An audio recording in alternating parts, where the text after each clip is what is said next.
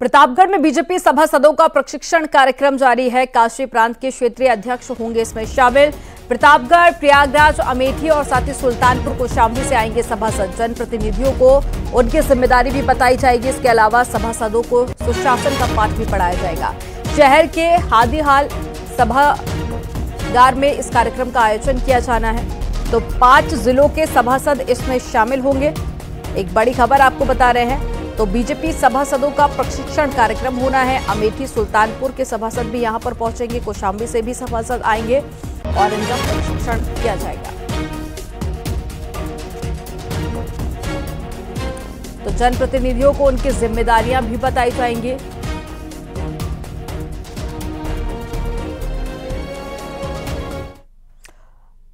आज Allahabad high court में कानपुर से सपा विधायक इरफान सोलंकी की जमानत अर्जी पर सुनवाई होगी।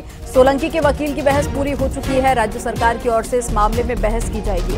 आपको बता दें कि इरफान सोलंकी पर बांग्लादेशी नागरिक का फर्जी आधार कार्ड बनवाने का गंभीर आरोप लगा है। कानपुर नगर में इरफान सोलंकी समेत कई लोगों पर मुकदमा दर्ज है।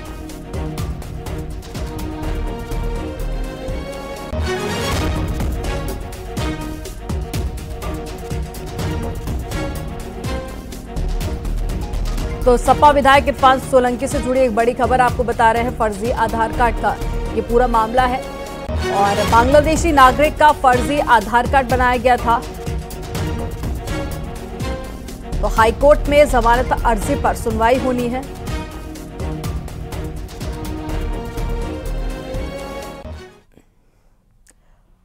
आईएसआईएस से जुड़े 5 संदिग्ध आतंकियों की आज से 10 दिन की रिमांड शुरू हो रही है। एटीएस की कस्टडी रिमांड के दौरान में आतंकी कई बड़े खुलासे कर सकते हैं। आरोपियों के मोबाइल डेटा के आधार पर पूछताछ होगी। साथ ही इस मॉड्यूल से जुड़े लोगों के बैंक खातों की डिटेल भी खंगाली जाएगी। एटीएस की कोशिश होगी कि इस मॉड्यूल से जुड़े लोगों की शिनाख्त और गिरफ्तारी की जाए। संदिग्धों ने जिन ठिकानों की रेकी की थी वहां ले जाया जाएगा और साथ ही वजीउद्दीन इस मॉड्यूल का प्रमुख बताया जा रहा है। आपको बता दें कि अलीगढ़ मॉड्यूल से जुड़े वजीउद्दीन, राकिब इमाम और साथ ही मोहम्मद नोमान, मोहम्मद नासिम, मोहम्मद नाबिद सिद्दीकी की रिमांड आज से शुरू होगी। आईएसआईएस से जुड़े 5 संदिग्ध आतंकी एटीएस की कस्टडी में है और माना जा रहा है कि कई बड़े जो सबूत है पुलिस के हाथ लग सकते हैं और कई बड़े राज ये 5 आतंकी खोलेंगे। ज्यादा जानकारी के साथ में ऋषभ मणि जुड़ गए हैं। ऋषभ मणि, आज से रिमांड की शुरुआत होनी है। वो कौन कौन से सवाल होंगे जो कि आज टीम पूछ सकती है और कौन कौन से राज उगलने की उम्मीद जताई जा रही है इन 5 से? देखिए, बीते दिनों यूपी एटीएस नई दिल्ली स्पेशल सेल की बड़ी कामयाबी एक नए मॉड्यूल को भंडाफोड़ किया गया, जिसको पुणे मॉड्यूल या बाद में अब इसको अलीगढ़ मॉड्यूल के नाम से भी जाना जा रहा है, क्योंकि इसमें तमाम संदिग्ध आतंकी ऐसे हैं जो कहीं ना कहीं से अलीगढ़ मुस्लिम यूनिवर्सिटी की एक जो स्टूडेंट यूनियन है जिसमें पूर्व वर्तमान छात्र हैं उससे जुड़े हुए हैं। वजीउद्दीन इस नेटवर्क का हेड बताया जा रहा है, जो कि वहां से ही पीएचडी कर चुका है पब्लिक एडमिनिस्ट्रेशन में, और उसके जो 4-5 अन्य आरोपी उसके करीबी हैं उनसे भी पता चला है मिलके देश में जिहाद की गतिविधियां बढ़ाने के लिए उसने तमाम तैयारी कर ली थी, जिसमें नावेद सिद्दीकी है, राकिब इमाम अंसारी, नोमान है, मोहम्मद नाजिम है। इन सबके जो संपर्क सूत्र हैं उनके ऊपर पूछताछ होगी। इनका जो मोबाइल डेटा रिट्रीव किया गया है उसके बारे में पूछताछ होगी। जो बैंक खातों के लेन देन है उस पर पूछताछ होगी। और एक जो अहम जानकारी है कि अलीगढ़ के अलावा संभल, प्रयागराज, रामपुर, लखनऊ, कौशाम्बी, सहारनपुर में भी इन लोगों के नेटवर्क से जुड़े हुए कुछ लोग हैं, इसके बारे में पूछताछ होगी। इन लोगों को कुछ सामान की बरामदगी के लिए संभल और अलीगढ़ भी ले जाया जाएगा, क्योंकि 10 दिन एक अच्छा खासा समय है। लिहाजा माना जा रहा है कि ये कस्टडी रिमांड काफी अहम होगी और इनके इस पूरे नेटवर्क का खुलासा करने के लिए पूछताछ की जाएगी। जानकारी साझा करने के लिए बहुत शुक्रिया ऋषभ मणि आपका।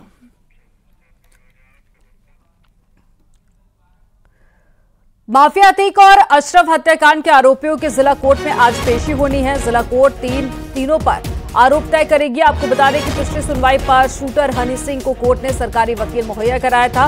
माफिया डॉन अतीक अहमद और उसके भाई अशरफ की अप्रैल में प्रयागराज में पुलिस हिरासत में गोलियों से भूनकर हत्या कर दी गई थी और अतीक अहमद और अशरफ प्रयागराज में इसी साल फरवरी में हुए उमेश पाल हत्याकांड में आरोपी भी थे।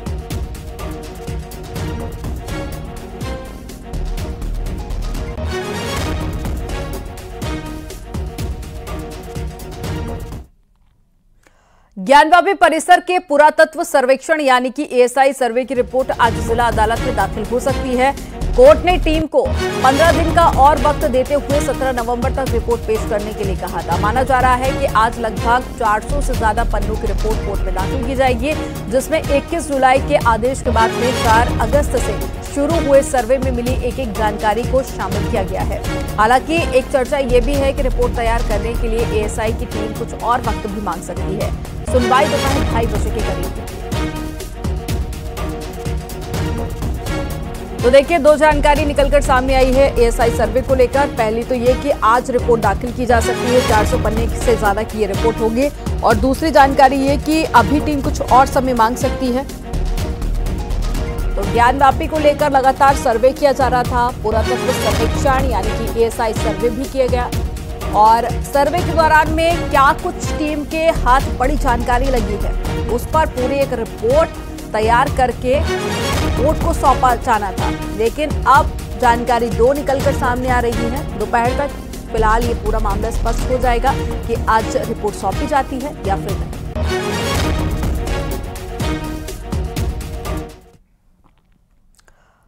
बसपा सुप्रीमो मायावती का राजस्थान दौरा आज होगा। धौलपुर और साथ ही भरतपुर में चुनावी रैलियों को संबोधित करेंगे। सुबह 11 बजे धौलपुर पहुंचेंगी मायावती, दोपहर 2 बजे नदबई में जनसभा को संबोधित करेंगी। और ये तस्वीरें पुरानी है, लेकिन राजस्थान में चुनाव प्रचार करती हुई आज मायावती आपको नजर आएंगी। इससे पहले सीएम योगी आदित्यनाथ भी पहुंचे थे और मायावती आज पहुंचेंगी। कई जिलों में जनसभा करेंगी और साथ ही बसपा के पक्ष में जनता से वोट करने की अपील करेंगी।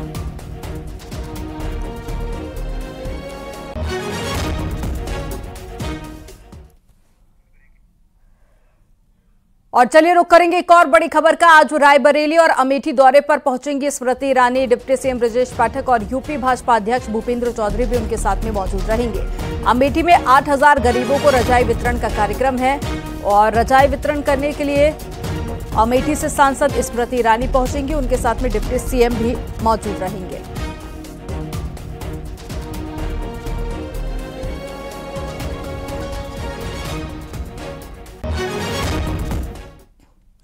जालौन में फर्जी एसटीएफ दारोगा बन लूट करने वाले बदमाश और पुलिस की हुई मुठभेड़ में फर्जी दारोगा के पैर में गोली लग गई। 10 नवंबर को पुलिस मुठभेड़ में गिरफ्तार हुआ था। कानपुर हैलेट में इलाज के दौरान पुलिस को चकमा देकर फरार हो गया था। मुखबिर की सूचना पर कुठोंद थाना क्षेत्र से गिरफ्तारी हुई।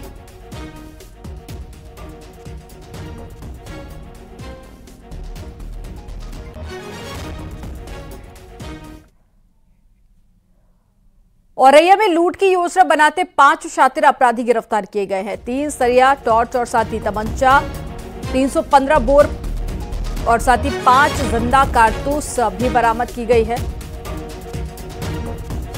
तो एक बड़ी खबर आपको बता रहे हैं। देखिए, बदमाश को गिरफ्तार भी किया गया और साथ ही लूट की योजना बनाते हुए इन 5 शातिर को गिरफ्तार किया गया। साथ ही कुछ इनसे सामान भी बरामद किया गया है, जिनमें 1 जिंदा कारतूस और साथ ही 315 बोर के तमंचा और इसके अलावा टॉर्च और सरिया भी बरामद किया गया।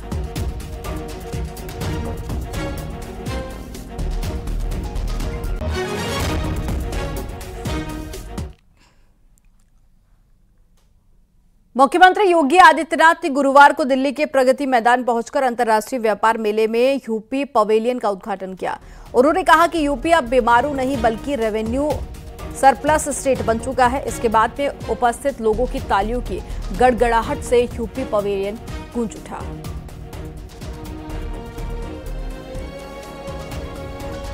तो अंतर्राष्ट्रीय व्यापार मेले की शुरुआत यूपी पवेलियन का उद्घाटन करने के लिए सीएम योगी आदित्यनाथ पहुंचे थे और साथ ही उन्होंने कहा कि यूपी अब बीमारू राज्य नहीं है। और जैसे ही सीएम ने ये बात कही, उसके बाद में जो पूरा हॉल था वो तालियों की गड़गड़ाहट से गूंज उठा। 2 तस्वीरें आपको दिखा रहे हैं। पहली तस्वीर जब सीएम वहां पर पहुंचे थे, दूसरी तस्वीर जिस तरह से लोकल प्रोडक्ट को यहां पर बढ़ावा दिया जा रहा है, उसकी एक झलक आप इन दूसरी तस्वीरों में देखिए।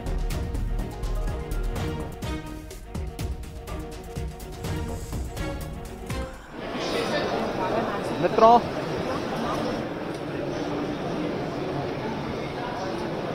इंडिया इंटरनेशनल ट्रेड फेयर में आज यूपी डे है। यूपी पेवेलियन का भी मैंने उद्घाटन किया है। मुझे बताते हुए प्रसन्नता है कि पिछले 2 बार से गोल्डन ट्रॉफी यूपी के पक्ष में जा रही है। उत्तर प्रदेश ने इंटरनेशनल ट्रेड फेयर के क्षेत्र में पिछले 5-6 वर्षों में बहुत कुछ नया किया है। खासतौर पर वोकल फॉर लोकल जो प्रधानमंत्री जी का विजन है, इसमें उत्तर प्रदेश का 1 डिस्ट्रिक्ट 1 प्रोडक्ट उत्तर प्रदेश को एक्सपोर्ट के एक हब के रूप में स्थापित करने में मदद की। तो लाखों नौजवानों के लिए नौकरी और रोजगार की सुविधाएं भी यहां से विकसित हुई हैं। शाहजहांपुर पुलिस ने शस्त्र फैक्ट्री का भांडाफोड़ किया है। 4 शस्त्र तस्करों को गिरफ्तार किया गया। तस्करों के पास से पिस्टल, तमंचा और बंदूक उपकरण बरामद किए गए। थाना सदर बाजार पुलिस ने बाग से आरोपियों को गिरफ्तार किया था।